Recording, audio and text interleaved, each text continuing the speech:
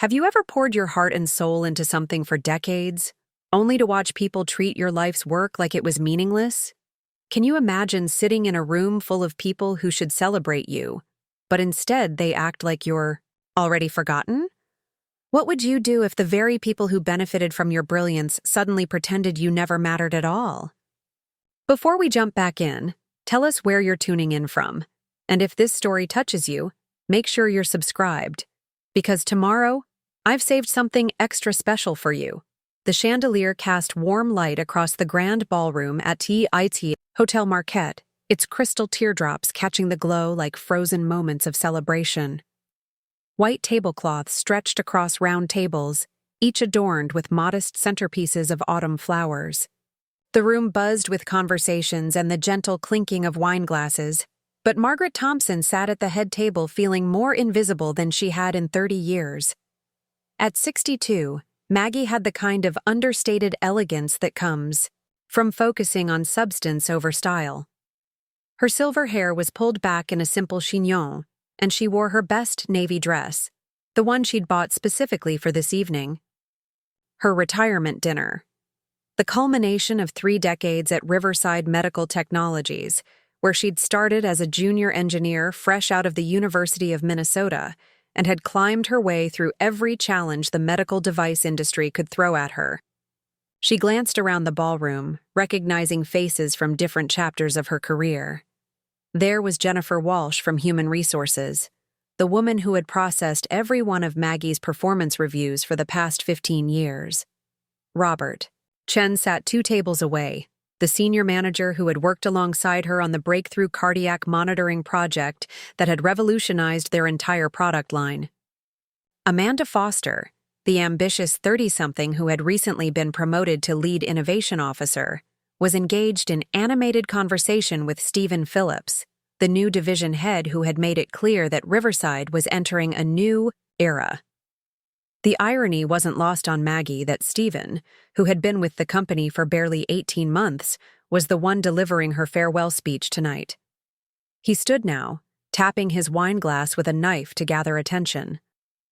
The room gradually quieted, faces turning toward the head table where Maggie sat with her hands folded in her lap, a practiced smile on her face.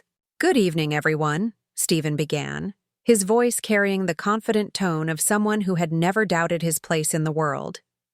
"We're here tonight to honor Margaret Thompson as she transitions into retirement after 30 years with Riverside Medical Technologies." Maggie felt the familiar sting of being called Margaret instead of Maggie, the name everyone had used for decades until Stephen arrived and decided formality suited his management style better. She maintained her smile, knowing that her son Daniel and daughter Rachel were watching from a table near the back, proud of their mother despite everything.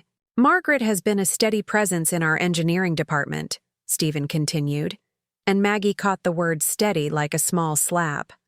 Steady, not brilliant, not innovative, not groundbreaking, steady, like a reliable old machine that had done its job without complaint.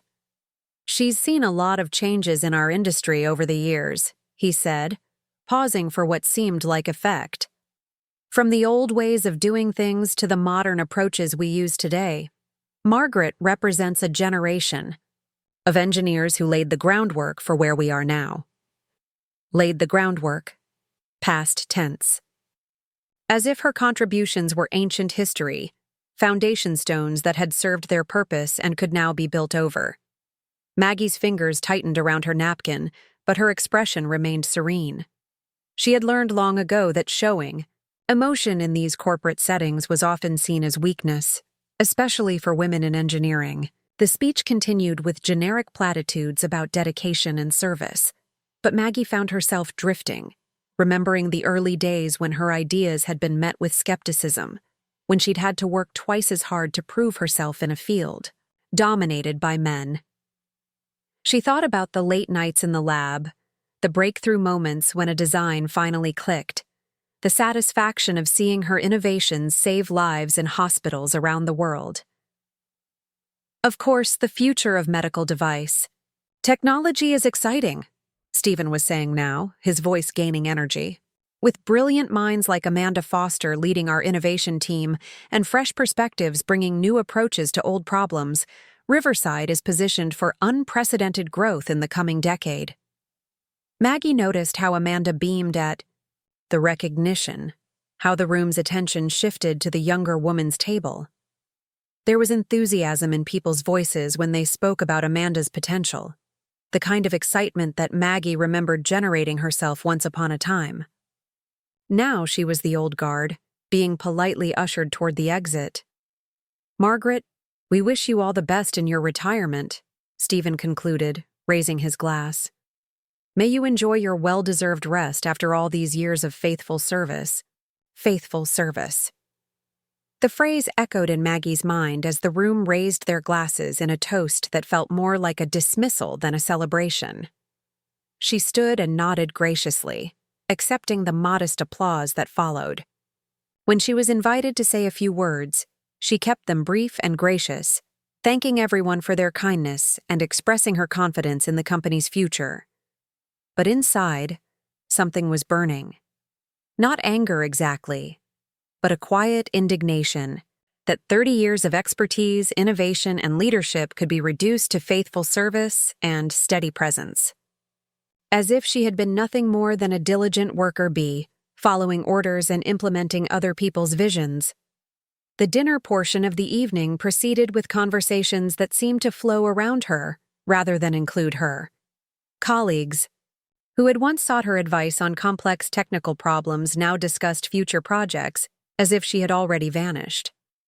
When Amanda Foster launched into an enthusiastic explanation of her plans for revolutionizing cardiac device design, Maggie listened with a mixture of admiration and frustration.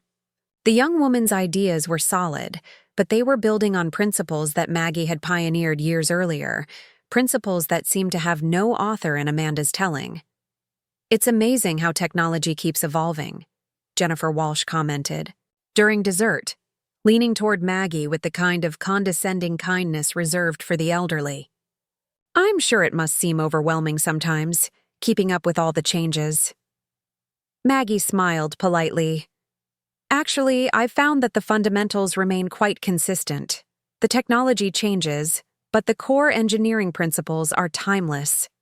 "Oh, absolutely," Jennifer agreed, but her tone suggested she was humoring someone who was out of touch. "Though I suppose that's the beauty of having fresh minds come in with new perspectives." The conversation moved on, but the message was clear. Maggie was yesterday's news, a relic from an earlier era who had done her part and could now gracefully exit the stage. The fact that she had mentored half the engineers in the room, that her patents formed the backbone of their most successful product lines, that her innovations had generated millions in revenue for the company, seemed irrelevant in the face of the narrative that had taken hold. As the evening wound down, Maggie accepted well wishes and promises to stay in touch that everyone knew would never be kept. She hugged her children goodbye, assuring them that she was fine, that retirement would be wonderful, that she was looking forward to having more time for gardening and reading. Daniel and Rachel exchanged concerned glances over her head, recognizing something in their mother's carefully controlled demeanor that spoke of deeper currents beneath the surface. Driving home through the quiet streets of Minneapolis, Maggie felt the weight of the evening settling over her like a heavy blanket. Her house in Edina was dark when she pulled into the driveway, the automatic garage door opening to reveal the sanctuary where she could finally let down her guard. Preparing and narrating this story took us a lot of time, so if you are enjoying it, subscribe to our channel. It means a lot to us. Now back to the story. She sat in her car for a long moment after turning off the engine, staring at the neat shelves of tools and equipment that lined the garage walls. Inside the house, she kicked off her heels and walked to her home office, a converted bedroom that had served as her sanctuary for years. The walls were lined with technical journals, industry publications, and framed certificates that told the real story of her career. Her degrees from the University of Minnesota hung beside awards for innovation, patents bearing her name, and photographs from conferences where she had presented groundbreaking research. She pulled out a chair and sat at her desk, surrounded by the evidence of a career that had been anything but ordinary. On her computer, bookmarked folders contained correspondence with colleagues around the world, invitations to speak at international conferences, and collaborative research projects that had pushed the boundaries of medical device technology.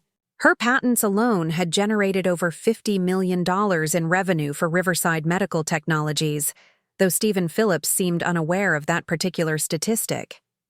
The contrast between the woman celebrated in these documents and the steady presence described at dinner was stark enough to make her question her own memory. Had she really accomplished all these things, or was she clinging to an inflated sense of her own importance? The gaslighting effect of corporate culture was insidious, she knew. When people consistently downplayed your contributions, you started to doubt them yourself. But the evidence was undeniable.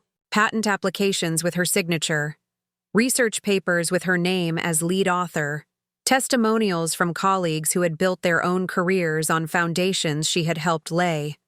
The disconnect between her actual achievements and the narrative that had emerged at Riverside was so profound that it felt surreal. She opened her laptop and began scrolling through emails, looking for something that might explain how her reputation had been so systematically diminished. The shift had been gradual, she realized, beginning around the time Stephen Phillips had joined the company. Projects she had initiated were suddenly attributed to others. Her role in successful launches was minimized in official reports. Meeting. Invitations stopped arriving for discussions about future directions, even when those directions were based on her research. It was a masterclass in corporate erasure, she thought grimly. Death by 1,000 small cuts, each one seemingly innocent, but collectively devastating. Stephen hadn't fired her or openly criticized her work. He had simply made her irrelevant, creating a narrative where her contributions belonged to the past and the future belonged to others. The phone rang, startling her out of her thoughts. The caller ID showed a number she didn't recognize, but something prompted her to answer. Margaret Thompson? The voice was warm, professional, with a slight accent she couldn't place. "This is Maggie," she corrected automatically. "Ms. Thompson, this is Dr. Patricia Williams calling from the National Medical Device Innovation Hall of Fame. I hope I'm not calling too late." Maggie's heart skipped. Dr. Williams had been her mentor early in her career, a brilliant researcher who had encouraged Maggie to pursue her most ambitious projects. They had stayed in touch sporadically over the years, but Patricia had long since moved on to prestigious positions in academia and industry leadership. "Patricia," Maggie said, genuine warmth creeping into her voice for the first time all evening. "What a wonderful surprise." "I wanted to call you personally," Patricia continued, "because I have some news that I think you'll find interesting.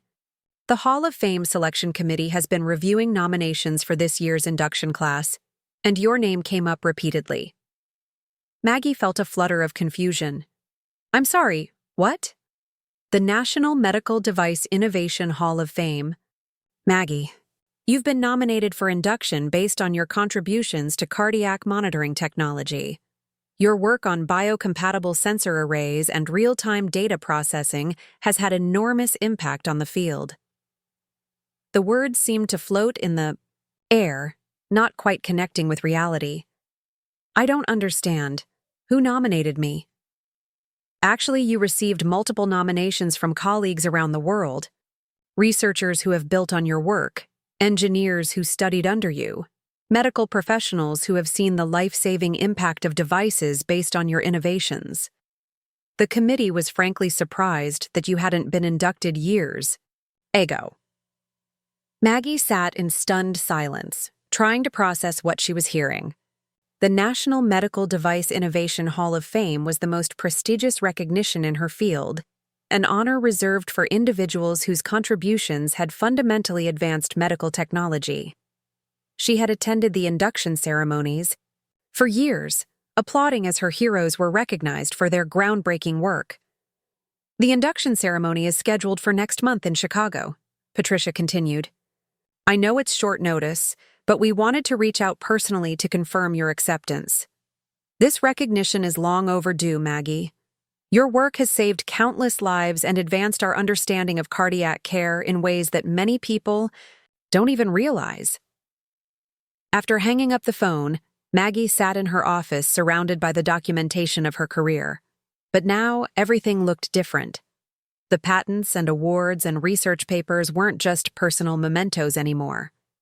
They were evidence of contributions that had been recognized and valued by the wider professional community, even if they had been diminished at her own company. She thought about the dinner earlier that evening, about Stephen Phillips' dismissive speech and the colleagues who had treated her like yesterday's news. They had no idea what was coming. They had written her off as a relic from an earlier era, someone who had done her small part and could now fade into obscurity. But the call from Patricia Williams had changed everything. The woman they had dismissed as a steady presence, a faithful servant who had laid groundwork for others to build upon, was about to be inducted into the most exclusive circle in her field. The recognition would shine a spotlight on achievements that had been systematically obscured, revealing the true scope of contributions that corporate politics had tried to erase. For the first time since arriving home, Maggie smiled. Not the practiced, professional smile she had worn throughout dinner, but a genuine expression of satisfaction that seemed to light up her entire face. Tomorrow, she would begin making calls to colleagues around the world, people who understood the significance of her work even if her own company had forgotten it. The game was about to change, and the players didn't even know it yet. She pulled out a legal pad and began making notes, planning her next moves with the same methodical precision that had made her innovations so successful. The retirement dinner had been their celebration of her departure, their polite farewell to someone they considered inconsequential. But Maggie Thompson wasn't disappearing quietly into the background. She was just getting started. The morning sun filtered through the sheer curtains of Maggie's home office as she sat surrounded by decades of professional correspondence. Her coffee had grown cold while she methodically worked through files, pulling together documentation that told the true story of her career. The contrast between last night's dismissive farewell and the reality spread across her desk was staggering.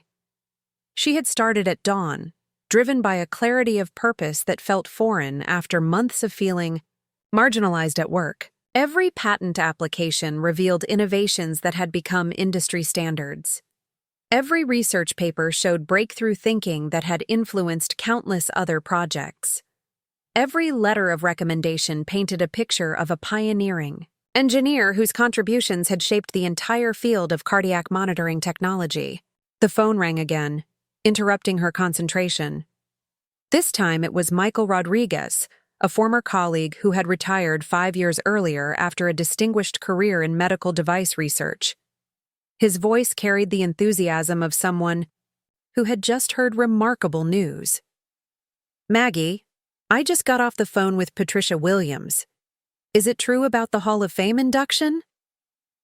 His excitement was infectious, a stark contrast to the polite indifference she had experienced the previous evening. "I'm still processing it myself," she admitted, leaning back in her chair. "Patricia called last night, right after my retirement dinner, actually." "Your retirement dinner," Michael repeated, and she could hear the shift in his tone. "How did that go? I hope Riverside gave you the send-off you deserved." Maggie hesitated, then found herself describing the evening with brutal honesty. Stephen Phillips's dismissive speech, the casual way her contributions had been relegated to ancient history, the subtle but unmistakable message that she was yesterday's news. Michael listened without interruption, and when she finished, his silence spoke volumes. "Maggie, they have no idea what they're losing," he finally said.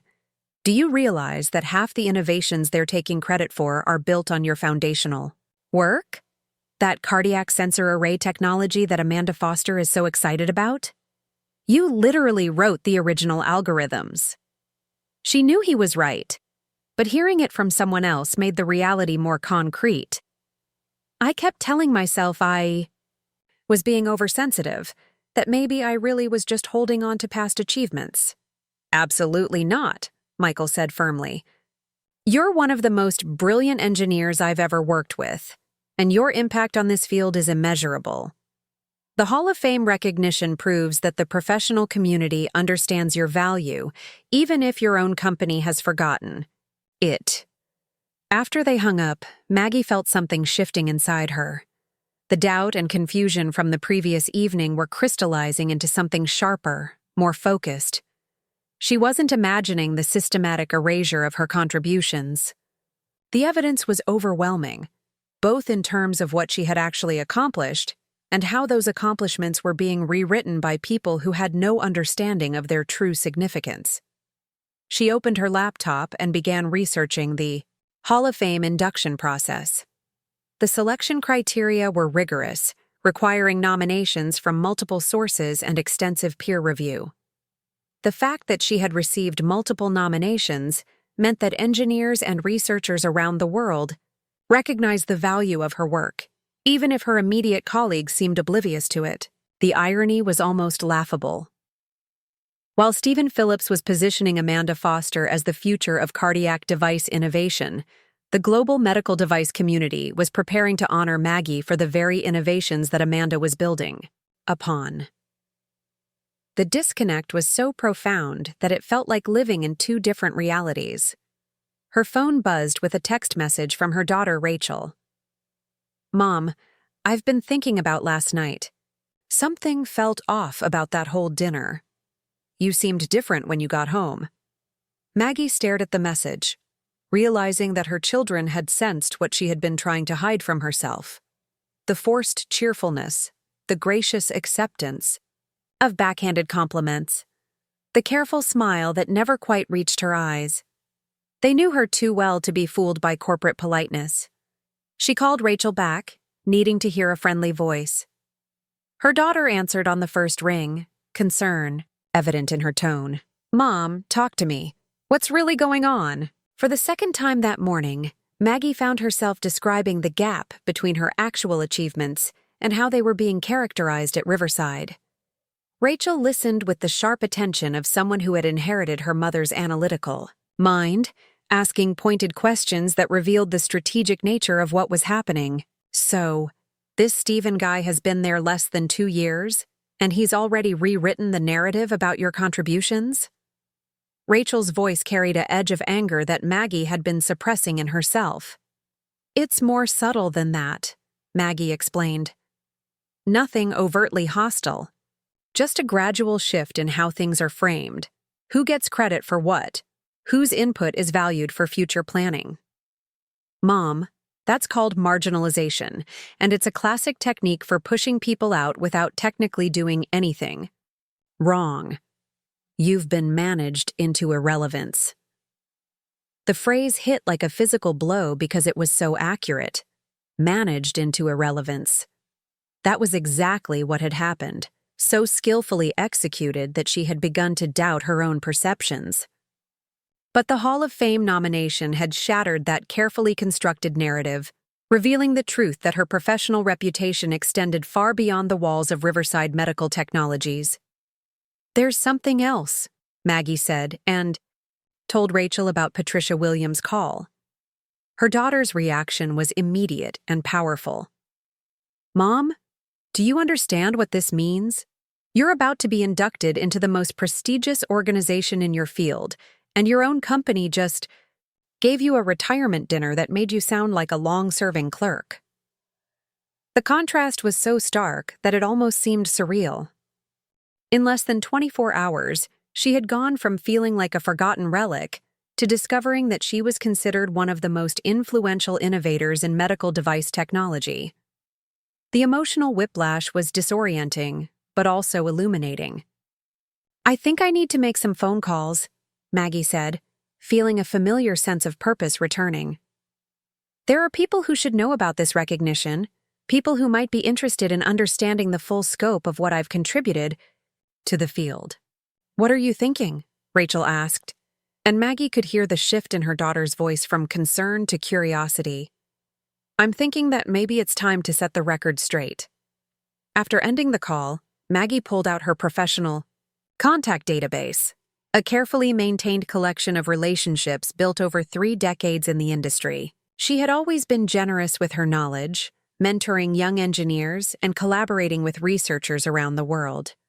Those relationships represented a network of people who understood her true impact on the field.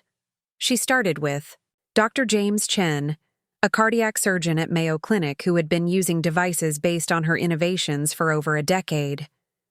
His response to her email about the Hall of Fame induction was enthusiastic and immediate. Maggie, this is wonderful news, though long overdue. Your sensor technology has revolutionized how we monitor cardiac patients. I've lost count of how many lives have been saved because of your innovations. The medical community owes you an enormous debt of gratitude. Similar responses came from engineers at Boston Scientific, researchers at Johns Hopkins, and device manufacturers in Europe and Asia. Each message reinforced the same theme. Her work had been foundational to advances that were now considered standard practice in cardiac care. The global impact of her innovations was far greater than she had even realized. By afternoon, she had compiled a comprehensive overview of her professional influence, patents that had been licensed by dozens of companies, research papers that had been cited thousands of times, medical devices in use in hospitals around the world, training programs that had educated the next generation of engineers. The scope was staggering, and it painted a picture of someone whose contributions had literally helped shape an entire industry. She thought about Amanda Foster's presentation at the retirement dinner, the enthusiastic description of revolutionary approaches to cardiac monitoring. Every single innovation Amanda had described was built on principles that Maggie had developed years earlier. The young woman wasn't lying or stealing credit. She simply didn't understand the historical context of her own work. But Stephen Phillips should have known better, and his failure to acknowledge that context was revealing. The more she researched, the clearer the pattern became. Riverside Medical Technologies had been systematically minimizing her contributions, while taking credit for innovations that were fundamentally based on her work. It wasn't just oversight or ignorance. It was a deliberate strategy to reposition the company's intellectual property as the product of newer, more marketable talent. Her phone rang again, this time showing a number from Chicago. The caller introduced himself as Dr. Robert Kim, chairman of the Hall of Fame Selection Committee. Ms. Thompson, I wanted to personally welcome you to this year's induction class. Your nomination file was one of the most impressive we've ever reviewed. The committee was unanimous in recognizing your extraordinary contributions to cardiac monitoring technology. Thank you, Dr. Kim. I'm still somewhat in shock, to be honest. I can understand that. Sometimes we become so focused on our daily work that we lose sight of its broader impact. Your innovations have touched millions of lives, literally. The biocompatible sensor arrays you developed are now standard components in devices used worldwide. They discussed the induction ceremony, scheduled for the following month at the Chicago Convention Center. It would be a major industry event, attended by executives from every significant medical device company, researchers from leading universities, and medical professionals from around the world. The ceremony would be covered by trade publications and broadcast live to an international audience. We'll need a brief biography for the program, Dr. Kim continued. Something that highlights your major achievements and their impact on the field. We usually ask inductees to provide this themselves, since they best understand the significance of their work. After the call ended, Maggie sat staring at her computer screen, contemplating the request for a biography. How do you summarize 3 decades of innovation in a way that captures both the technical achievements and their human impact? How do you explain the journey from a young engineer fighting for recognition in a male-dominated field to a pioneering researcher whose work had influenced an entire industry? She began writing, and as the words flowed, she realized she was telling a story that had been hidden not just from her colleagues at Riverside, but partially from herself. The cumulative effect of her work was extraordinary, representing advances that had improved cardiac care for millions of patients. Device reliability had improved dramatically because of her sensor technology. Patient outcomes had improved because of her monitoring algorithms. Training programs had spread her innovations to engineers around the world. The woman described in this biography bore no resemblance to the steady presence characterized in Stephen Phillips' speech. This was a pioneering innovator whose work had fundamentally advanced medical technology. This was someone whose contributions deserved recognition, not polite dismissal. As evening approached, Maggie felt a transformation taking place. The doubt and marginalization of recent months were giving way to a clearer understanding of her own value and impact. The Hall of Fame. Recognition wasn't just an honor. It was validation from the broader professional community that her work mattered, that her contributions were significant, that her career represented genuine achievement rather than merely faithful service. She looked around her office at the patents and awards and research papers, but now she saw them differently. They weren't just personal mementos or evidence to convince herself of her own worth. They were documentation of contributions that had advanced human knowledge and improved medical care. They represented a legacy that extended far beyond the corporate politics of any single company. The retirement dinner had been designed to close a chapter, to politely usher her off the stage so that others could take the spotlight. But instead of ending her story, it had revealed how much of that story had been deliberately obscured. The Hall of Fame induction would bring that hidden narrative into the light, showing the world the true scope of what she had accomplished. Tomorrow, she would begin making the calls that would prepare the way for that revelation. Colleagues who had been marginalized along with her. Industry contacts who understood the real history of various innovations. Medical professionals who had seen the life-saving impact of her work. The network of people who knew the truth about her contributions was vast, and it was time to activate it. The game was changing, and this time she would be playing by different rules.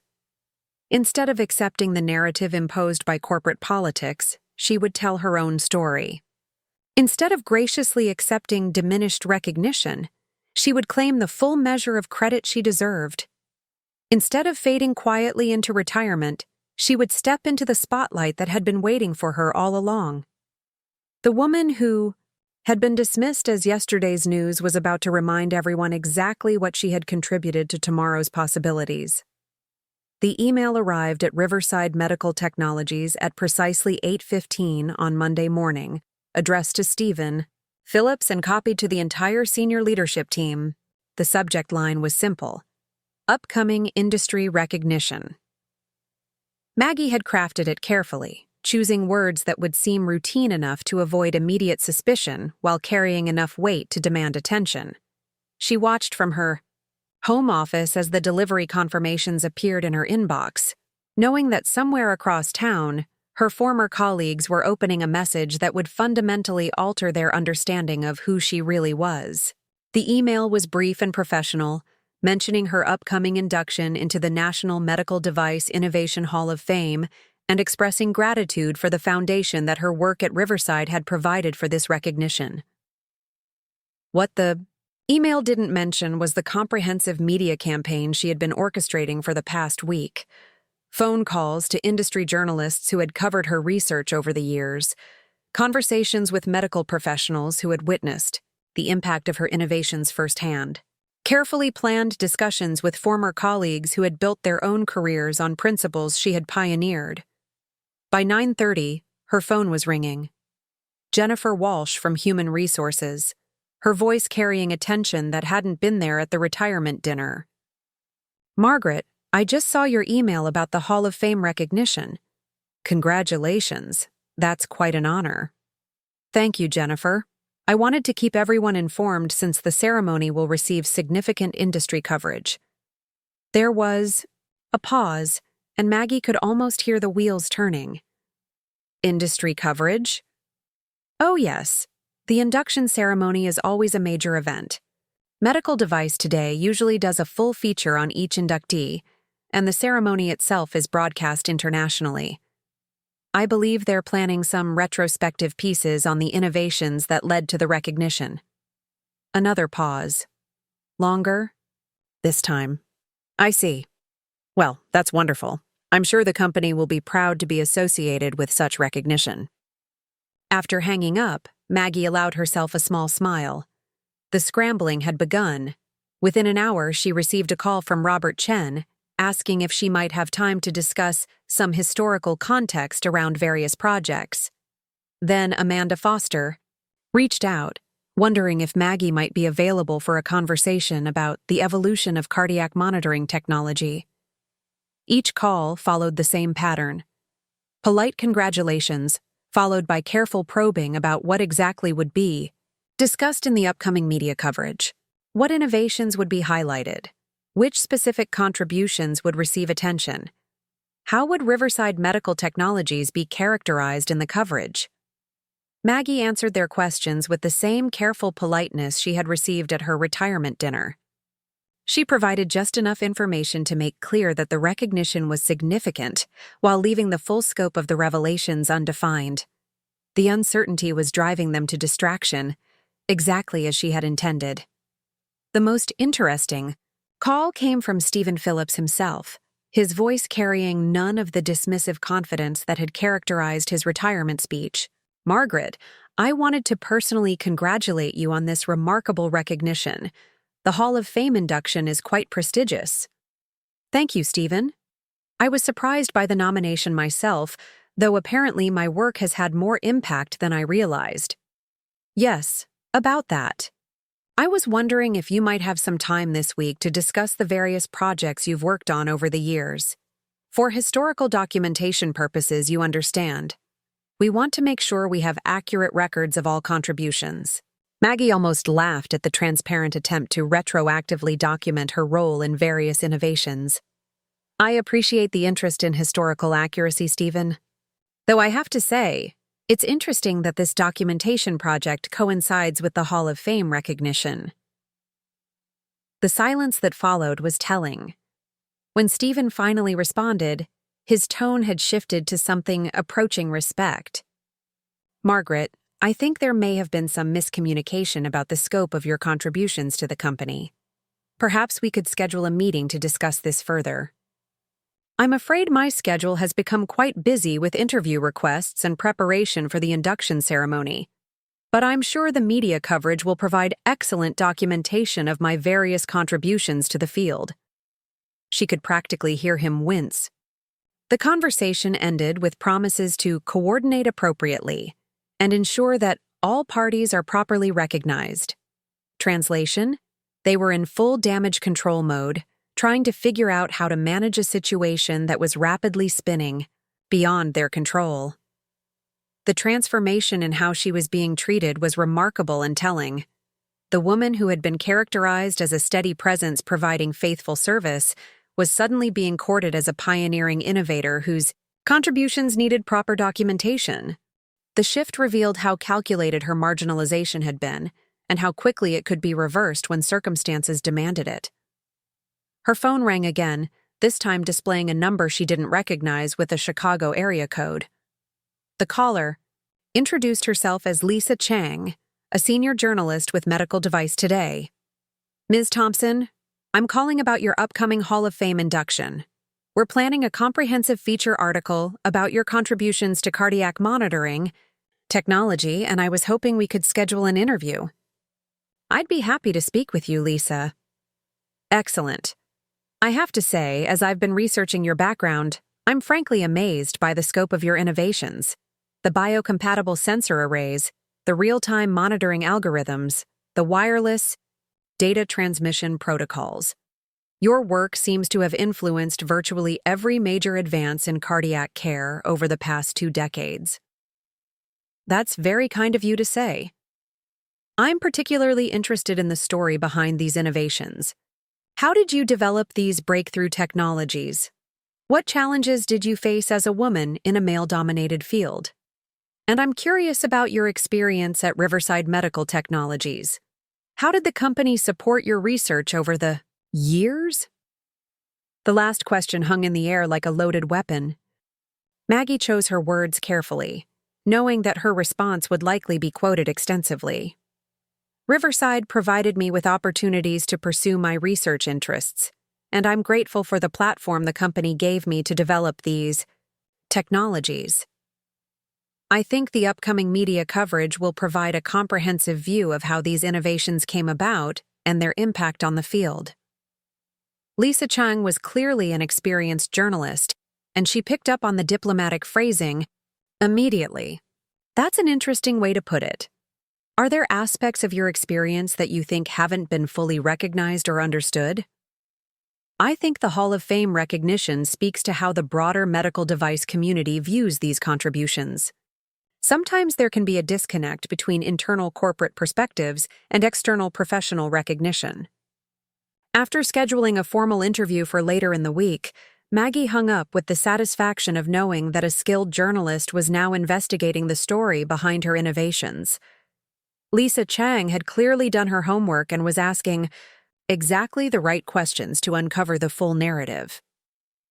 The next call came from an unexpected source, Dr. Patricia Williams, her former mentor and the person who had first informed her about the Hall of Fame nomination. Maggie, I've been hearing some interesting things from colleagues in the industry. Apparently, there's quite a buzz building around your induction. The recognition has generated more attention than I expected. That's not surprising. Your work has been foundational to so many advances that people are finally starting to connect the dots. I had a call this morning from someone at Boston Scientific asking about licensing agreements for sensor technology that they traced back to your original patents. This was news to Maggie. Licensing agreements? Apparently there are companies using variations of your innovations who may not have proper licensing arrangements. The attention from the Hall of Fame recognition is causing people to look more carefully at the intellectual property landscape. The implications were staggering. If her innovations were being used without proper licensing, it represented potentially millions of dollars in revenue that should have been flowing to whoever held the patents. Since most of her work had been done while employed at Riverside, those patents likely belonged to the company. But the licensing revenue should have been substantial. Patricia, do you think this could explain why my contributions have been downplayed at Riverside? What do you mean? Maggie described the systematic marginalization she had experienced, the way her role in various innovations had been minimized or erased entirely. Patricia listened with growing concern. Maggie, that makes no sense from a business perspective. Your innovations are worth a fortune in licensing revenue. Any competent executive would be highlighting your contributions, not hiding them. Unless they're trying to hide something else. The conversation continued for another 20 minutes, with Patricia sharing insights about industry practices around intellectual property and licensing. By the end, both women suspected that there was more to the story of Maggie's marginalization than simple corporate politics. That afternoon, Maggie received an unexpected visitor. Amanda Foster stood on her doorstep, looking nervous and uncertain in a way that was completely at odds with her usual confident demeanor. Ms. Thompson, I hope you don't mind me stopping by. I got your address from the company directory. I was hoping we could talk. Maggie invited her in, curious about what had prompted this visit. Amanda sat uncomfortably on the edge of the living room sofa, clearly struggling with how to begin.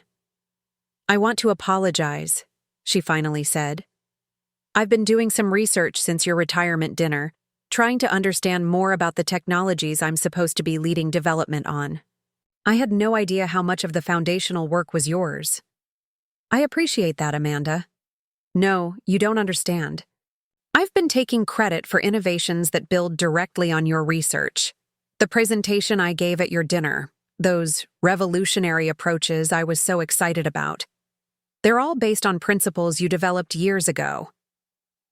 Maggie studied the younger woman's face, seeing genuine distress and embarrassment.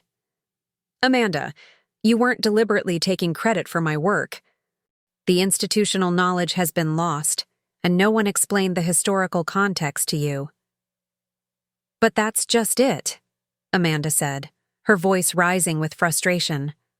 The knowledge wasn't lost. I found emails and project files that clearly document your contributions.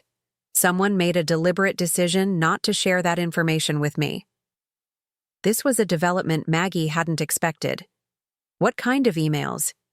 Internal correspondence about patent applications, licensing agreements, revenue projections based on your innovations. There's a whole paper trail showing that the company has been generating significant income from technologies you developed, but somehow that history has been systematically obscured. Amanda pulled out a tablet and showed Maggie several documents she had discovered in the company's project archives. Email chains discussing how to rebrand older innovations for newer markets. Licensing agreements that generated substantial revenue but made no mention of the original inventors. Strategic planning documents that talked about leveraging legacy technologies without acknowledging their creators. Amanda, these documents suggest something much more serious than simple oversight. I know.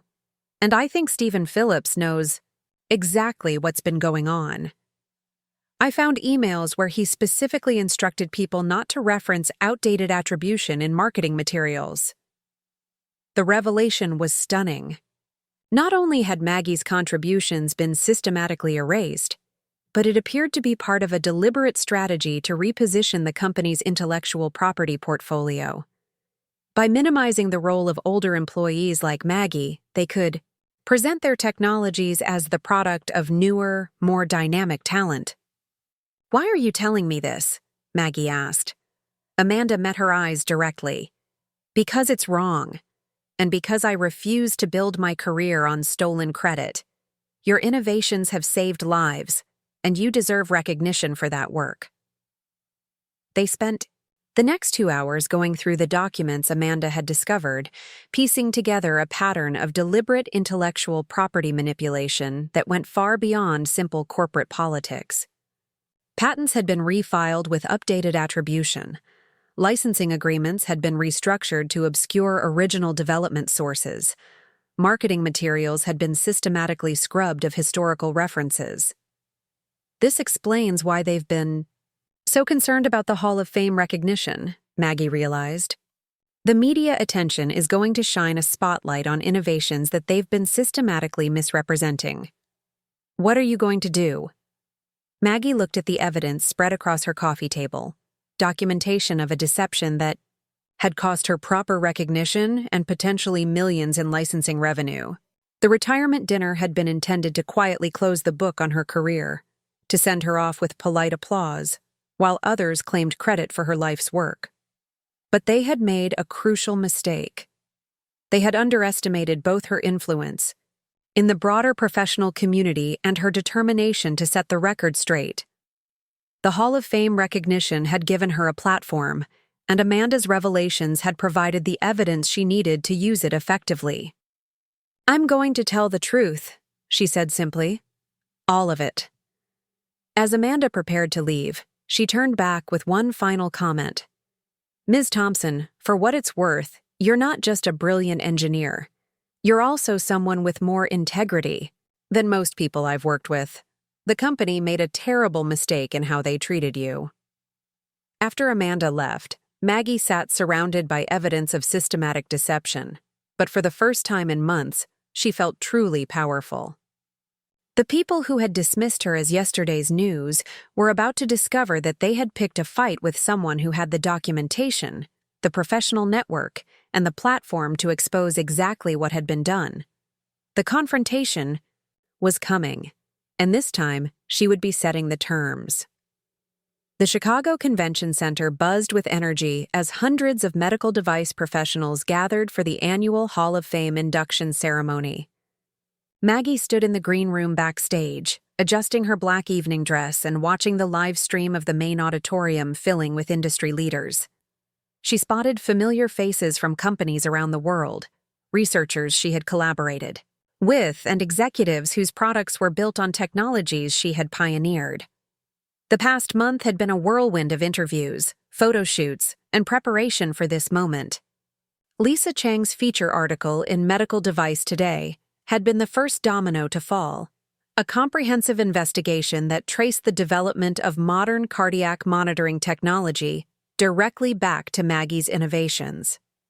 The piece had generated immediate industry buzz, prompting follow-up coverage from other publications and sparking conversations about intellectual property attribution that were making certain executives very uncomfortable.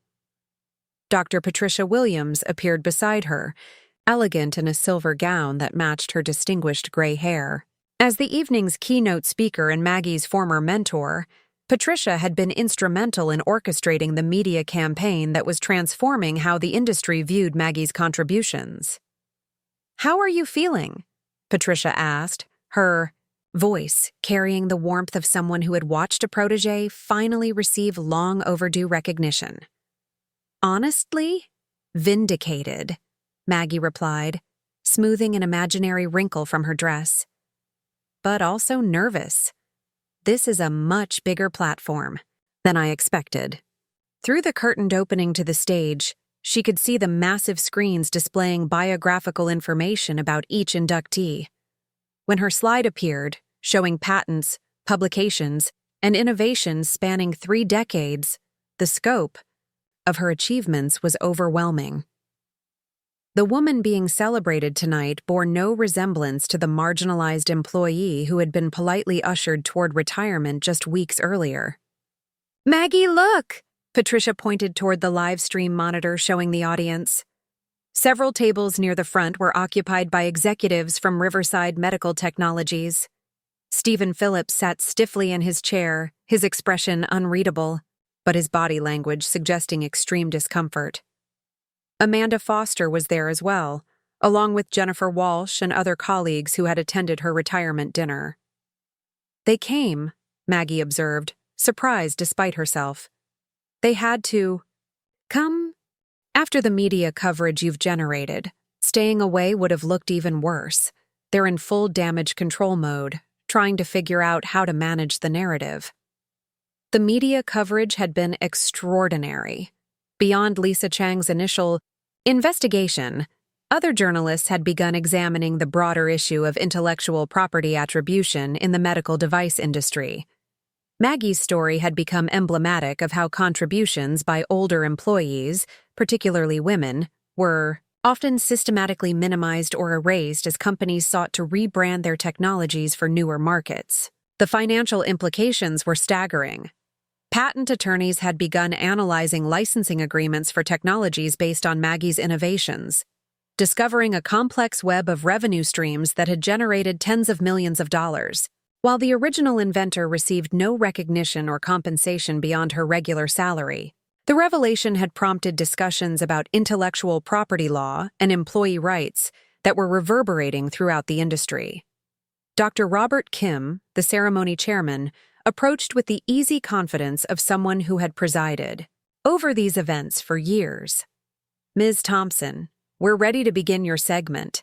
Are you prepared for your acceptance remarks?" Maggie nodded, patting the small index cards in her purse. She had spent weeks crafting her speech, knowing that her words would be broadcast internationally and quoted extensively. The remarks needed to be gracious enough to maintain her professional reputation, while pointed enough to make clear exactly what had transpired at Riverside Medical Technologies. The ceremony began with Dr. Kim's introduction, establishing the significance of the Hall of Fame and the rigorous selection process for inductees. When Maggie's segment arrived, the lights dimmed as a video presentation chronicled her career, featuring interviews with colleagues, footage of devices based on her innovations, and testimonials from medical professionals who had witnessed the life-saving impact of her work. The video was devastating in its quiet power. It showed cardiac monitoring equipment in use at hospitals around the world, all incorporating sensor technology that Maggie had developed decades earlier. Surgeons described how her innovations had revolutionized patient care. Engineers explained how her algorithms had become industry standards. The cumulative effect was to reveal an influence so profound that it had shaped an entire field of medical technology. As the video concluded, Maggie walked onto the stage to thunderous applause. The standing ovation lasted nearly 2 minutes, with industry leaders rising from their seats to honor contributions that many were fully understanding for the first time. She spotted the Riverside table, where her former colleagues sat in stunned silence, finally comprehending the magnitude of what they had dismissed as faithful service. "Thank you," she began, her voice carrying clearly through the wireless microphone. "When I began my career 30 years ago as a young engineer at the University of Minnesota, I never imagined that my work would have the impact being celebrated tonight. I certainly never expected to be standing on this stage, receiving recognition from the most distinguished professionals in our field." She paused, scanning the audience and making deliberate eye contact with several journalists who had covered her story. Innovation doesn't happen in isolation. It builds on collaboration, mentorship, and institutional support. Throughout my career, I've been fortunate to work with brilliant colleagues who challenged my thinking and pushed me to pursue ambitious goals. The opening was gracious, establishing her credibility and professionalism before moving to more pointed territory. But I've also learned that recognition and attribution can be fragile things. The history of innovation is often rewritten, sometimes inadvertently, sometimes deliberately. Contributions can become divorced from their creators, creating narratives that obscure the true development of breakthrough technologies. Murmurs rippled through the audience as people recognized that she was addressing something more specific than general industry practices. At the Riverside table, Stephen Phillips had gone pale, clearly understanding that his company's treatment of Maggie was about to become very public. The cardiac monitoring technologies being used to save lives in hospitals tonight represent decades of incremental innovation building on foundational principles. Those principles didn't emerge spontaneously. They were developed by specific people, working through specific challenges, often over many years of dedicated research. She held up a small device, a modern cardiac sensor that looked sleek and sophisticated. "This sensor incorporates biocompatible materials that I developed in 1998, data processing algorithms I designed in 2003, and wireless transmission protocols I pioneered in 2007. The device has been revolutionary in improving patient outcomes, but the innovations that made it possible have been attributed to more recent development teams." The audience was completely silent now, recognizing that they were witnessing something unprecedented. Hall of Fame acceptance speeches were typically celebratory and forward-looking. This was something entirely different. A systematic deconstruction of how intellectual property could be systematically misappropriated. I don't share this to diminish the contributions of younger engineers who have built on this foundational work. Innovation is inherently collaborative, and I'm proud to see my principles incorporated into technologies that continue to evolve and improve. But I do think it's important that we maintain accurate historical records of how breakthrough innovations actually developed. Maggie's voice remained calm and professional, but her words carried the weight of decades of expertise and the authority of someone who had irrefutable documentation to support every claim. The journalists in the audience were taking notes, frantically, recognizing that they were witnessing a major industry story unfold in real time. Over the past month, as I've prepared for tonight's ceremony, I've been contacted by colleagues around the world who have shared their own experiences with attribution and recognition. It appears that the systematic minimization of contributions by senior employees, particularly women, is more widespread than any of us realized. The implications were staggering.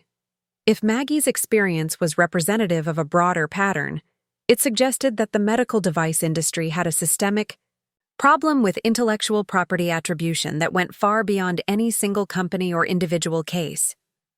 The technologies celebrated tonight have saved countless lives and improved medical care for millions of patients. That impact is what ultimately matters most.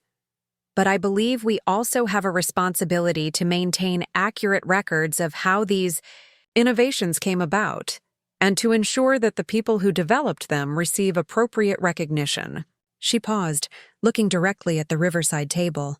Stephen Phillips was staring at his hands, his earlier confidence completely evaporated. Amanda Foster was watching intently, her expression suggesting both admiration and concern about what was happening to her company's reputation in real time. Innovation requires taking risks, challenging assumptions, and persisting through failures and setbacks. It also requires courage to pursue ideas that others might dismiss or undervalue. Sometimes that courage extends to defending the integrity of one's own contributions when they become threatened by corporate politics or strategic rebranding efforts. The phrase strategic rebranding efforts landed like a bomb. Everyone in the audience understood that she was describing a deliberate corporate strategy rather than accidental oversight. The implications for how companies manage their intellectual property portfolios were enormous. I want to thank the colleagues who nominated me for this recognition, many of whom took time from their own busy careers to document the impact of innovations that had been systematically obscured. Their commitment to historical accuracy and professional integrity exemplifies the best traditions of our field. As she moved toward her conclusion, Maggie felt a satisfaction that went beyond personal vindication.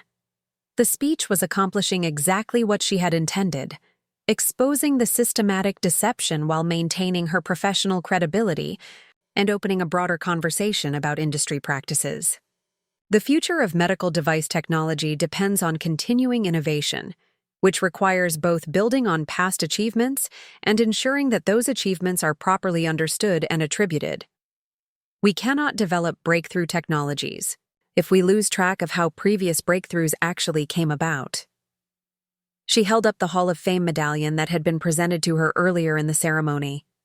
This recognition belongs not just to me, but to everyone who has contributed to the development of cardiac monitoring technology. My hope is that tonight's ceremony will inspire more accurate documentation of innovation history and more thoughtful attribution of collaborative achievements. The applause that followed was different from the opening ovation. This was recognition not just of technical achievement, but of moral courage.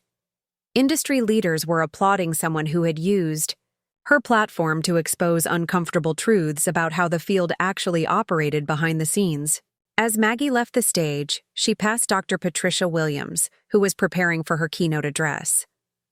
Patricia squeezed her hand and whispered, "That was perfect. You've just changed the conversation for everyone." The reception following the ceremony was unlike anything Maggie had experienced in her professional career. Executives who had never acknowledged her existence approached with congratulations and business cards. Journalists requested follow-up interviews. Patent attorneys discussed potential legal implications of the intellectual property issues she had raised. But the most satisfying moment came when she encountered Stephen Phillips near the hotel bar. He approached hesitantly, clearly uncomfortable, but recognizing that he needed to acknowledge what had just occurred. "Margaret, that was quite a speech," he said, his voice carrying none of its usual authority. "Thank you, Stephen.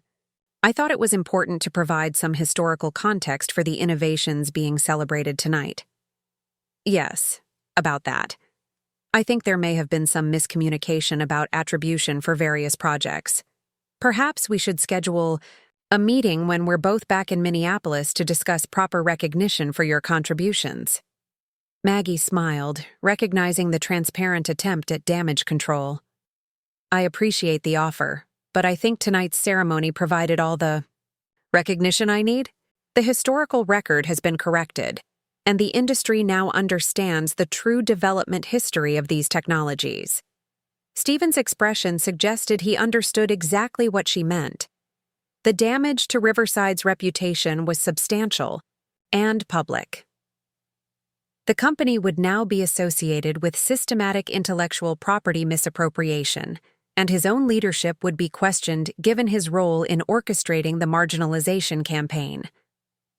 "Is there anything we can do to address "The situation?" he asked, his voice carrying a desperation that would have been unthinkable just weeks earlier. "You can ensure that accurate attribution is maintained going forward," Maggie replied calmly.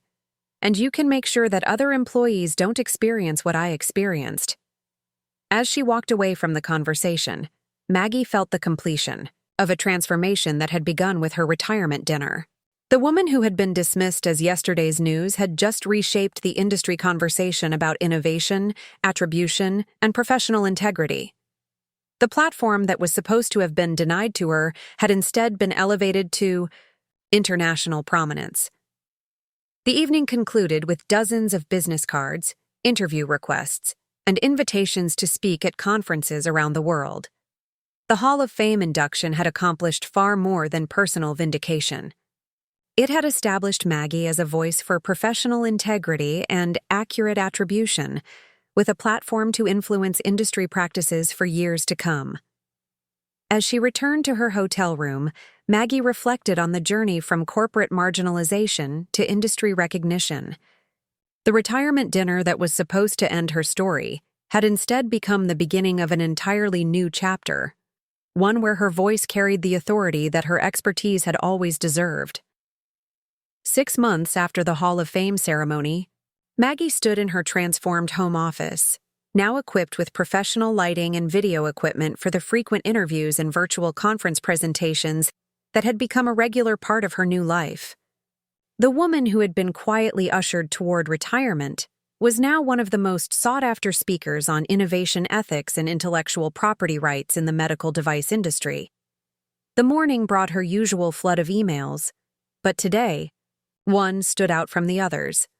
The sender was Dr. Elena Rodriguez, Dean of Engineering at Stanford University, and the subject line read, "Endowed Chair Opportunity."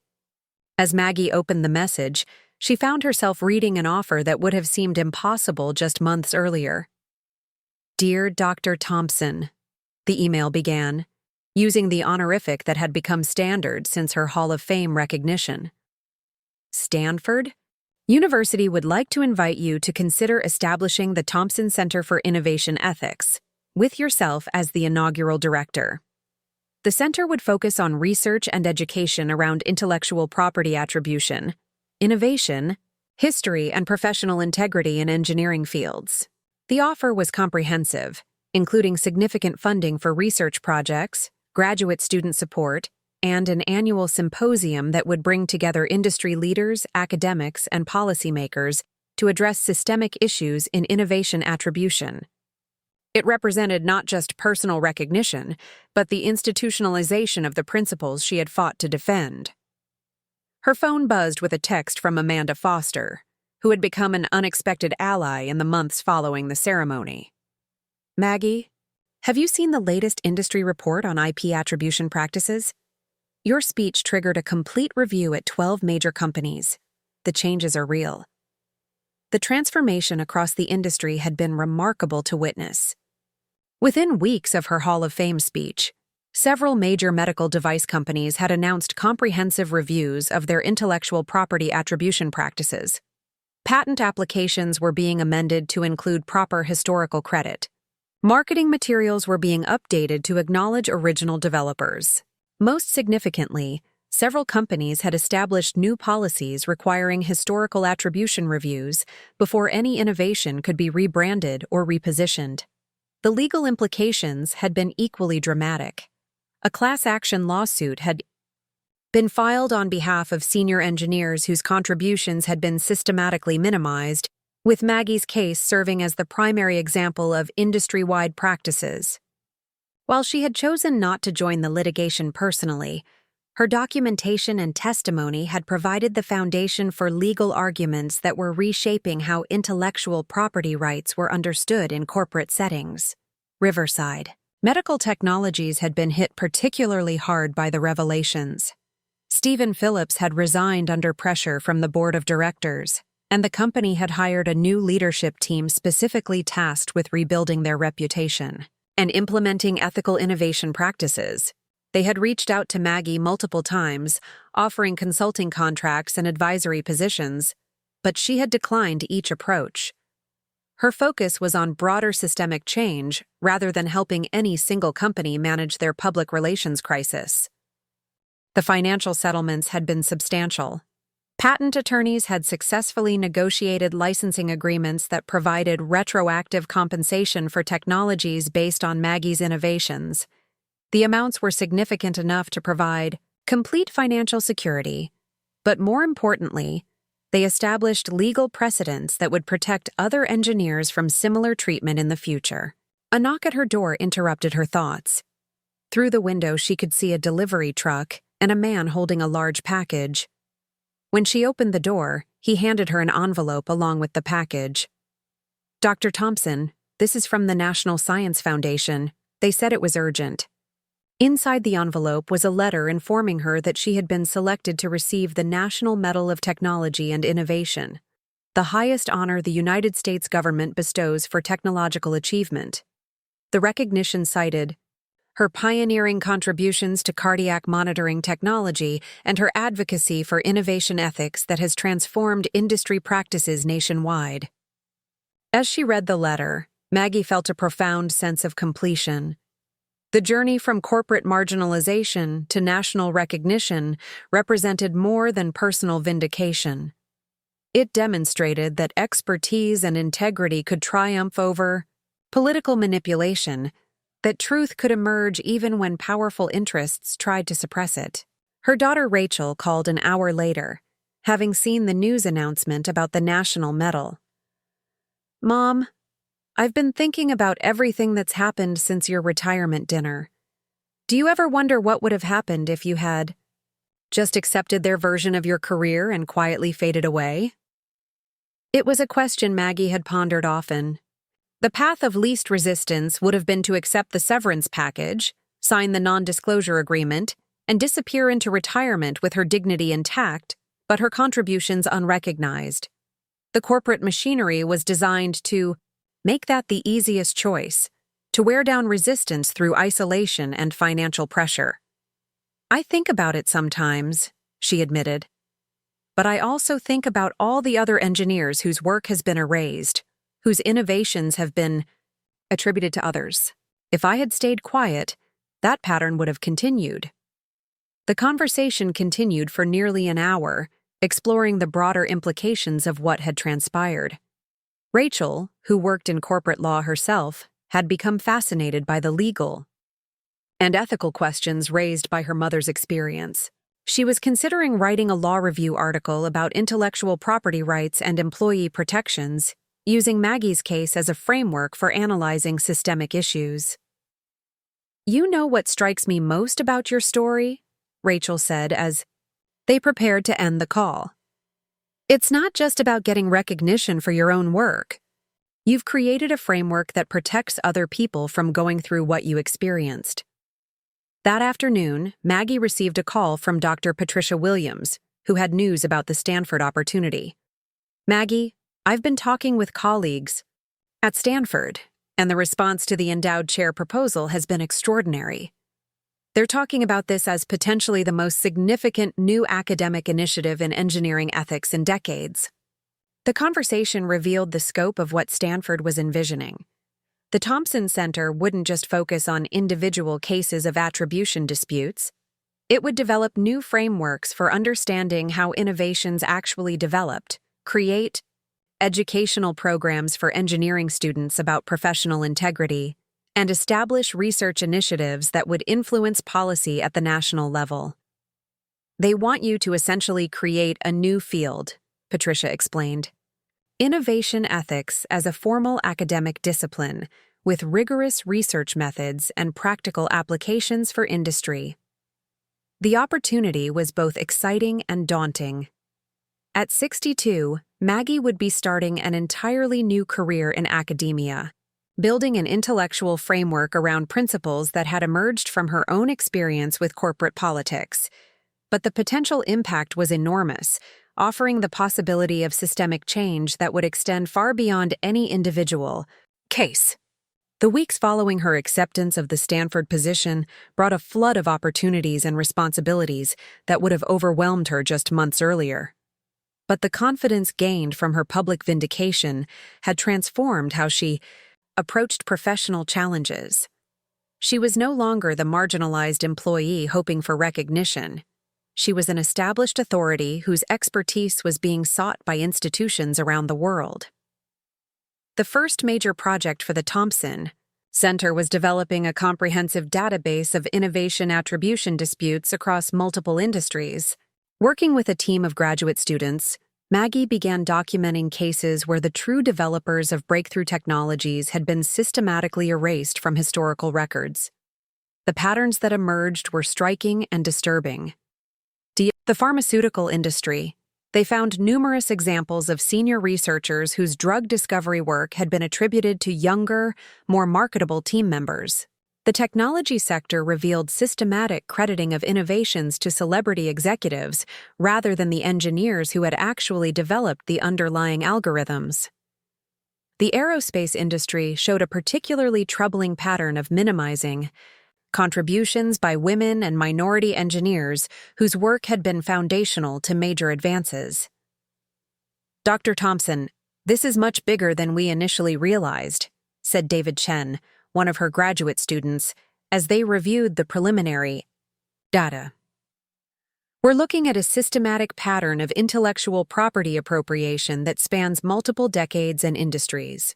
The research was revealing not just individual cases of injustice, but a fundamental problem with how modern corporations managed innovation credit. The pressure to present technologies as cutting-edge and revolutionary had created incentives to minimize historical context and obscure the incremental nature of most breakthrough developments. Maggie spent her evenings working on what would become the foundational text for the field of innovation ethics. The book, tentatively titled The Hidden History of Innovation, Reclaiming Credit in the Age of Corporate Rebranding, drew on her personal experience while establishing broader theoretical frameworks for understanding attribution manipulation. The writing process was both cathartic and intellectually challenging. She had to transform personal pain into academic analysis, individual experience into universal principles. The book would serve not just as documentation of systemic problems, but as a practical guide for engineers and researchers facing similar challenges. Her phone rang frequently with requests for interviews and speaking engagements. The most memorable was a call from the producers of 60 Minutes, asking if she would participate in an investigative segment about intellectual property theft in American corporations. The interview, conducted at Stanford, would reach millions of viewers and bring national attention to issues that had previously been confined to industry publications. Dr. Thompson, the correspondent began, your story has sparked a national conversation about how innovations are credited and attributed. But this goes beyond your personal experience, doesn't it? Absolutely, Maggie replied, her confidence evident in her calm, authoritative tone. My case revealed patterns that exist throughout American industry. We have corporate cultures that systematically minimize the contributions of certain employees while amplifying others, often based on factors that have nothing to do with actual technical achievement. The interview explored the broader implications of her research, including the economic impact of misattributed innovations and the legal challenges of correcting historical records. But perhaps most importantly, it highlighted the human cost of systematic erasure, the career damage inflicted on engineers whose life's work had been attributed to others. What advice would you give to other engineers who find themselves in similar situations? The correspondent asked. Document everything, Maggie said without hesitation. Keep detailed records of your contributions, maintain copies of all relevant correspondence, and build relationships with colleagues who can verify your work. But most importantly, understand that your expertise and integrity have value beyond any single company or position. Sometimes you have to be willing to fight for the truth, even when the cost seems high. The 60-minute segment aired on a Sunday evening and generated immediate national attention. Maggie's phone rang constantly with calls from other engineers sharing their own stories of attribution manipulation. Many had been afraid to speak out, fearing career retaliation, but her example had given them courage to document and challenge systematic erasure of their contributions. One particularly moving call came from Dr. Sarah Kim, a biotechnology researcher who had developed a breakthrough cancer treatment while working for a major pharmaceutical company. The company had systematically credited the innovation to the executive who oversaw the marketing launch, while Dr. Kim's role had been minimized to that of a technical implementer. Dr. Thompson, I've been following your story and I recognize so much of my own experience, but I'm scared to challenge them. They have resources I can't match, and I'm afraid they'll destroy my career. Maggie spent nearly an hour on the phone, with Dr. Kim providing practical advice about documentation, legal resources, and professional networks that could provide support. But more importantly, she helped the younger woman understand that her expertise had value independent of any corporate structure. Sarah, you developed a treatment that's saving lives. That achievement can't be taken away from you, regardless of how the company chooses to present it. The question is whether you're willing to let that contribution be erased, or whether you'll fight to ensure accurate historical records. The conversation crystallized something important about Maggie's new role. She wasn't just an academic, studying attribution disputes. She had become a resource for engineers facing systematic marginalization. The Thompson Center was evolving into something more comprehensive than originally envisioned, serving as both research institution and advocacy organization. Stanford provided additional funding to establish a legal clinic associated with the center, offering pro bono representation for engineers challenging attribution manipulation. The clinic's first case was Dr. Kim's dispute with the pharmaceutical company, and it would serve as a model for similar interventions across multiple industries. The legal work revealed the sophisticated nature of corporate attribution manipulation. Companies had developed elaborate strategies for systematically crediting innovations to certain employees while marginalizing others. Internal communications showed deliberate efforts to rewrite innovation histories, often timed to coincide with patent applications or marketing campaigns. Dr. Thompson, these aren't accidents or oversights, explained Jennifer Martinez, the attorney leading the legal clinic. We're seeing evidence of systematic campaigns to manipulate attribution for strategic business purposes. It's intellectual property fraud on a massive scale. The legal challenges were complex, involving patent law, employment contracts, and corporate governance issues. But the cases were also revealing precedents that could be used to protect other engineers from similar treatment. Each successful challenge created legal frameworks that made attribution manipulation more difficult and expensive for corporations. The first major victory came when Dr. Kim's pharmaceutical company agreed to a comprehensive settlement that included not just financial compensation, but formal acknowledgement of her role in developing the cancer treatment. The company also agreed to implement new attribution policies and fund research into innovation ethics, creating a model that other organizations could follow. The success generated media attention that brought additional cases to the legal clinic. Engineers from aerospace, technology, biotechnology, and medical device companies contacted the center with documentation of systematic attribution manipulation. The patterns were remarkably consistent across industries, suggesting that corporate strategies for managing innovation credit had become standardized practices. Maggie found herself testifying before congressional committees investigating intellectual property practices in American corporations. The hearings revealed the scope of the problem to policymakers who had been unaware of systematic attribution manipulation. Her testimony was compelling because it combined personal experience with rigorous academic research and documented legal cases. Dr. Thompson, based on your research, how widespread is this problem? Asked Congressman David Walsh, chair of the House Subcommittee on Intellectual Property. Congressman, our preliminary research suggests that attribution manipulation affects thousands of engineers and researchers across multiple industries. The economic impact includes billions of dollars in misdirected licensing revenue and immeasurable damage to innovation incentives. The congressional hearings led to legislative proposals requiring greater transparency in corporate innovation attribution. While the political process would take years to complete, the hearings established innovation ethics as a legitimate policy concern and created pressure for industry self-regulation. The Thompson Center's annual symposium became a major event in the engineering world, bringing together industry leaders, academics, policymakers, and legal experts to address attribution challenges. The first symposium, held at Stanford, attracted over 500 attendees and generated coverage in major publications worldwide. Maggie's keynote address at the symposium reflected on the journey from her retirement dinner to the establishment of innovation ethics as a recognized field of study. But more importantly, it looked forward to the systemic changes needed to protect future generations of engineers.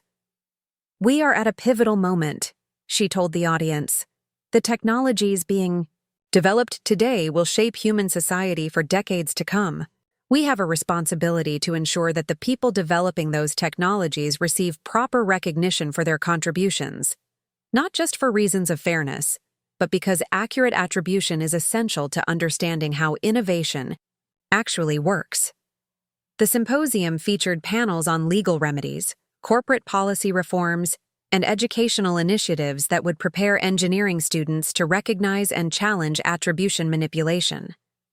But perhaps most importantly, it created a community of professionals committed to maintaining integrity in innovation credit. During one of the panel discussions, Amanda Foster shared her experience implementing attribution reforms at Riverside Medical Technologies. The company's transformation had been dramatic, involving comprehensive reviews of historical patents, updated attribution policies, and employee training programs focused on professional integrity. Dr. Thompson's story forced us to confront uncomfortable truths about our corporate culture, Amanda explained to the audience. But the changes we've implemented haven't just corrected past injustices. They've created a work environment where engineers feel more valued and more willing to pursue ambitious innovations. The comment highlighted an important aspect of the attribution ethics movement. Companies that implemented comprehensive reforms often discovered that accurate attribution actually improved innovation outcomes by creating incentives for genuine creativity and collaboration. The months following the symposium brought international recognition for the Thompson Center's work.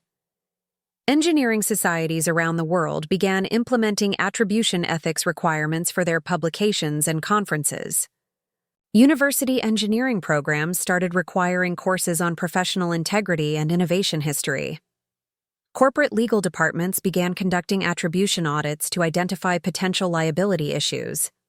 But for Maggie, the most meaningful recognition came from individual engineers who reached out to share how her story had influenced their own careers. Young professionals wrote to describe how understanding attribution manipulation had helped them document their contributions and negotiate fair recognition. Senior engineers shared stories of successful challenges to corporate erasure of their work. One particularly moving letter came from Maria Santos, a recent engineering graduate who had used principles from the Thompson Center to document her contributions to a major software project.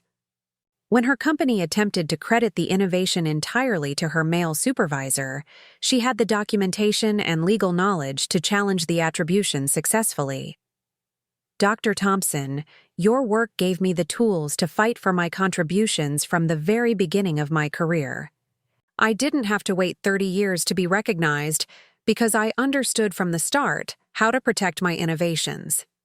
The letter represented the ultimate success of the innovation ethics movement. Rather than just correcting historical injustices, it was preventing future cases of attribution manipulation by educating engineers about their rights and providing them with practical tools for documentation and advocacy. As the first anniversary of her Hall of Fame induction approached, Maggie reflected on the extraordinary transformation that had occurred in her life and across the engineering profession. The retirement dinner that was supposed to end her career had instead launched a movement that was reshaping how innovation credit was understood and managed throughout American industry. The Thompson Center had grown from a single endowed chair to a comprehensive research and advocacy organization with staff members, graduate students, legal clinics, and policy initiatives. The center's work was being cited in court cases, congressional hearings, and corporate policy documents around the world. But perhaps most importantly, the center had created institutional frameworks that would continue the work long after Maggie's own career ended. The research methodologies, legal precedents, and educational programs would protect future generations of engineers from the systematic erasure that had characterized her own experience. The anniversary celebration at Stanford brought together hundreds of colleagues, students, and supporters who had contributed to the innovation ethics movement. Speakers included patent attorneys, congressional representatives, corporate executives, and engineers from around the world who had benefited from the center's work. Dr. Patricia Williams, now serving on the center's advisory board, delivered remarks that captured the significance of what had been accomplished. A year ago, Margaret Thompson was facing retirement after a career that had been systematically marginalized by corporate politics.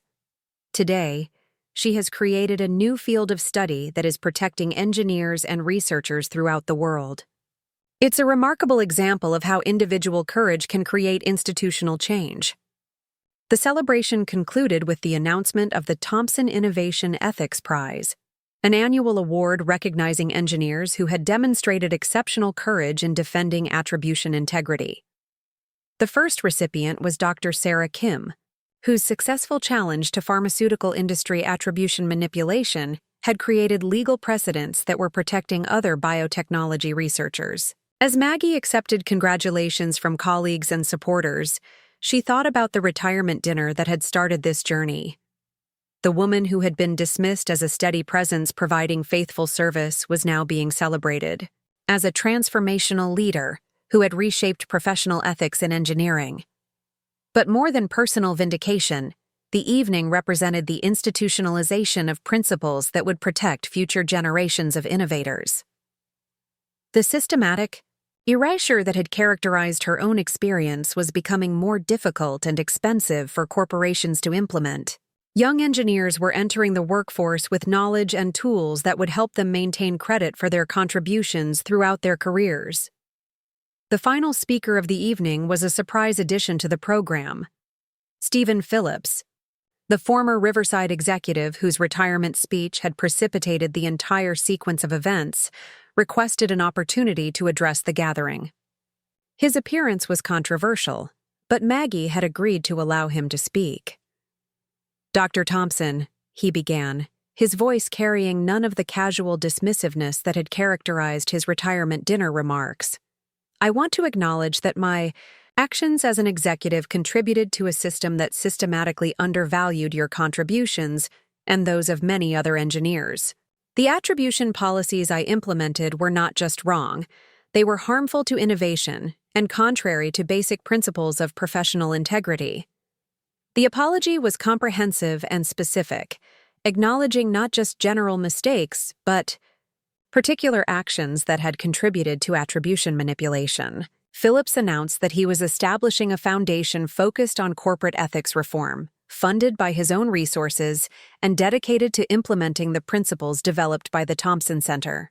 "I cannot undo the damage caused by systematic attribution manipulation, but I can dedicate my remaining career to ensuring that other executives understand the importance of accurate innovation credit and the harm caused by corporate rebranding strategies that erase historical contributions." The apology was received with mixed reactions from the audience, but Maggie accepted it as genuine recognition of the harm that had been caused and a commitment to preventing similar damage in the future. More importantly, it represented acknowledgement from within corporate leadership that attribution ethics were not just academic concerns, but essential business practices.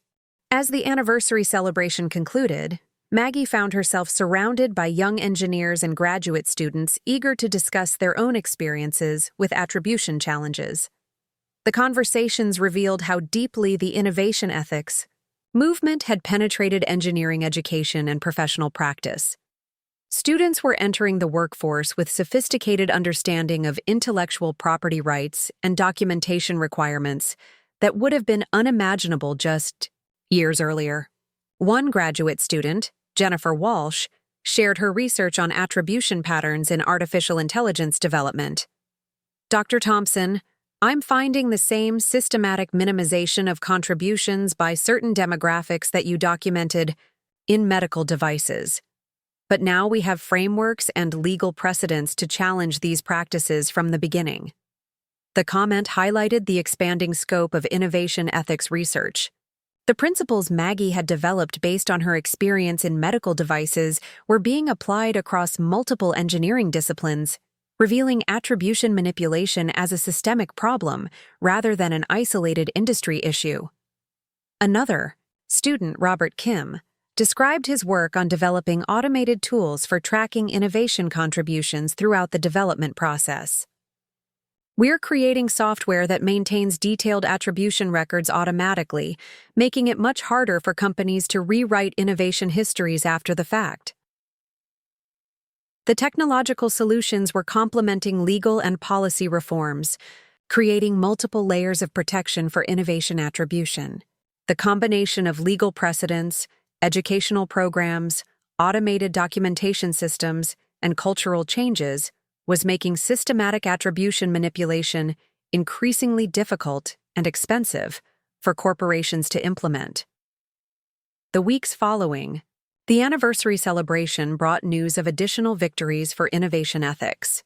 The European Union announced new regulations requiring detailed attribution documentation for all patent applications. The National Science Foundation established funding priorities for research into innovation history and attribution practices. Professional engineering societies implemented new ethical guidelines requiring accurate attribution in all publications and presentations.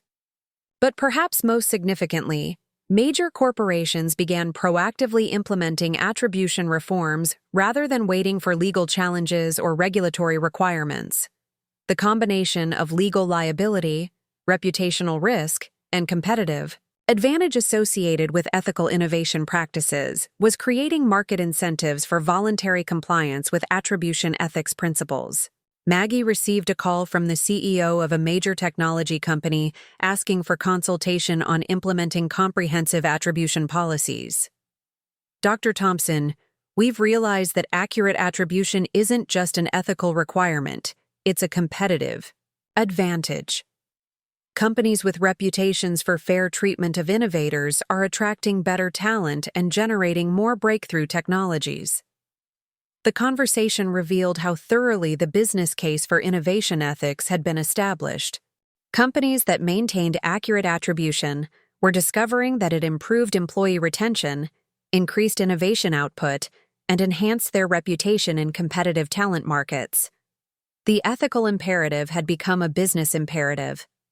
The Thompson Center expanded its programs to include corporate consulting services, helping companies implement attribution policies and train management teams on innovation ethics. The consulting work generated revenue that supported the center's research and advocacy activities while spreading ethical practices throughout the industry. One of the most challenging consulting engagements involved working with a major aerospace contractor that had systematically minimized contributions by women and minority engineers for decades. The company's leadership had recognized the legal and reputational risks associated with their historical practices and committed to comprehensive reform. Dr. Thompson, we need to fundamentally change our corporate culture, explained the company's new chief technology officer. We have brilliant engineers whose contributions have been systematically undervalued, and we need to correct both historical injustices and current practices. The reform process took months of intensive work, involving comprehensive reviews of thousands of patents, detailed interviews with engineers about their contributions, and systematic revision of attribution policies and procedures. But the results were transformative for both individual engineers and the company's innovation capabilities. The aerospace company's transformation became a model for other large corporations facing similar challenges. The detailed documentation, of the reform process provided practical guidance for implementing attribution ethics at scale, demonstrating that even organizations with decades of problematic practices could successfully implement comprehensive changes. Maggie's book, The Hidden History of Innovation, was published to critical acclaim and became required reading in engineering ethics courses worldwide. The book combined rigorous academic analysis with compelling personal narratives, making complex legal and ethical concepts accessible to practicing engineers and students. The book tour brought Maggie to universities and conferences around the world, where she spoke to audiences of engineers, students, executives, and policymakers about the importance of innovation attribution. Each presentation generated additional cases and contacts, expanding the network of professionals committed to attribution ethics. During a presentation at MIT, a graduate student asked a question that captured the essence of the innovation ethics movement. Dr. Thompson, how do we ensure that the changes you've created will persist after your generation retires? How do we institutionalize these principles permanently? That's exactly the right question, Maggie replied. Individual advocacy can create change, but lasting transformation requires institutional frameworks that operate independently of any single person or organization. The Thompson Center, the legal precedents we've established, the educational programs now required in engineering curricula, the corporate policies that have been implemented, these create permanent infrastructure for maintaining attribution integrity. The question and answer highlighted the long-term thinking that had guided the innovation ethics movement from its beginning. Rather than focusing solely on correcting historical injustices, the movement had prioritized creating permanent institutional changes that would prevent future attribution manipulation. The second annual Thompson Center Symposium attracted over 1,200 attendees from around the world, reflecting the rapid growth of the innovation ethics field. The program included presentations from engineers who had successfully challenged attribution manipulation, corporate executives who had implemented comprehensive reforms, legal experts who had developed new frameworks for intellectual property protection, and policymakers who were crafting legislation to address systematic attribution challenges. Maggie's keynote address at the second symposium focused on the international expansion of innovation ethics principles. What began as a response to individual injustice has become a global movement for professional integrity. We now have innovation ethics programs on every continent, legal frameworks in dozens of countries, and corporate policies in thousands of companies. The principles of accurate attribution and historical integrity have become fundamental expectations rather than exceptional practices. The symposium featured the announcement of several major initiatives that would expand the impact of innovation ethics work. The Thompson Center had partnered with the United Nations to develop international standards for innovation attribution. The World Intellectual Property Organization had adopted attribution guidelines based on the center's research. Major engineering societies had committed to implementing attribution requirements in all publications and professional activities. But perhaps most significantly, the symposium announced the establishment of Thompson Centers at universities in 12 countries, creating a global network of institutions dedicated to innovation ethics research and advocacy. Each center would be adapted to local legal and cultural contexts while maintaining core principles of accurate attribution and historical integrity. The international expansion represented the ultimate institutionalization of innovation ethics principles. Rather than depending on individual advocacy or temporary policy changes, the movement had created permanent educational and research institutions that would continue the work across generations and geographic boundaries. As the second symposium concluded, Maggie reflected on the extraordinary scope of change that had emerged from her retirement dinner experience. What had begun as individual resistance to corporate marginalization had evolved into a global movement that was reshaping professional ethics in engineering and technology fields.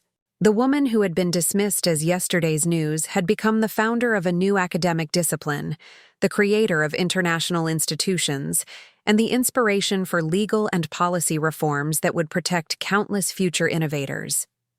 The retirement that was supposed to end her career had instead launched the most significant and lasting phase of her professional impact. Standing on the Stanford campus as the symposium attendees departed, Maggie felt the deep satisfaction of work that extended far beyond personal vindication. The Thompson Centers around the world would continue expanding access to attribution ethics, education, and advocacy. The legal precedents would protect engineers facing systematic marginalization. The corporate policies would prevent attribution manipulation before it occurred. The cultural changes would make accurate attribution a fundamental professional expectation. The systematic erasure that had characterized her own experience was becoming increasingly difficult and expensive for corporations to implement. More importantly, young engineers were entering the workforce with knowledge, tools, and institutional support that would help them maintain credit for their contributions throughout their careers. The final event of the symposium was a dinner honoring innovation ethics advocates from around the world. As Maggie looked around the room at engineers, attorneys, executives, academics, and students who had committed their careers to defending attribution integrity, she understood that the movement had achieved something rare and valuable: permanent institutional change that would outlast any individual contribution. The retirement dinner that had launched this journey seemed like a distant memory, but its lessons remained central to everything that had followed. Corporate power could marginalize individual engineers, but it could not ultimately suppress truth or erase genuine contributions. Individual courage could catalyze institutional change when combined with rigorous documentation, strategic advocacy, and persistent commitment to professional integrity. The woman who had been written off as a steady presence providing faithful service had instead become the architect of global standards for innovation ethics, ensuring that future generations of engineers would have protection and recognition that had been denied to her own generation. It was a legacy worth building, and it would endure long after the corporate politics that had tried to erase her contributions were forgotten. Up next, you've got two more standout stories right on your screen. If this one hit the mark, you won't want to pass these up. Just click and check them out.